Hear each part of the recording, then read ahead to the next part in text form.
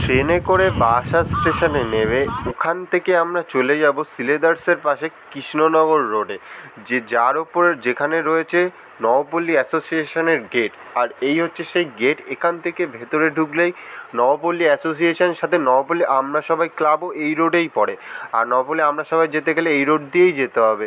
আর এই হচ্ছে তার সামনের পোর্শনটা তোমরা দেখতেই পাচ্ছ কত সুন্দর তৈরি করছে। আর এখানে থিম হচ্ছে দ্বারকা নগরী, একটা নতুন চমক। এখানে কৃষ্ণরূপে মা কালী বিরাজমান করছে।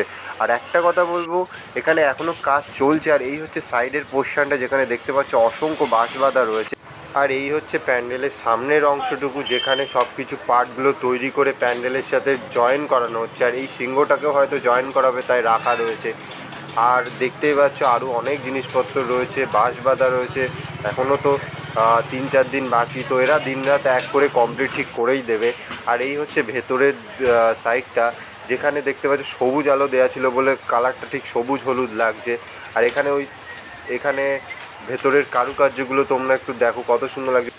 তো ওপরে হয়তো ঝাড়বাতি লাগানো হবে। আর এখানে সামনেই মা কৃষ্ণরূপে কালী বিরাজমান করছে, তো এটা দেখতে খুবই সুন্দর লাগবে। তো সবাইকে বলবো প্লিজ এসো।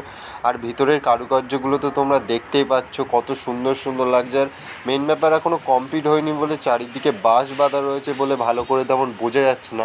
আর ভেতরে হলুদ লাইট ছিল, তাই অতটাও।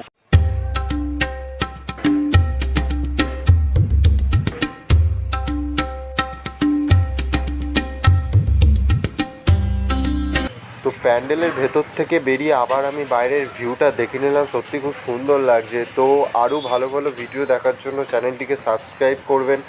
এছাড়া আরও পরবর্তী নতুন চমক আসতে চলেছে, আরও নতুন নতুন ভিডিও আসতে চলেছে।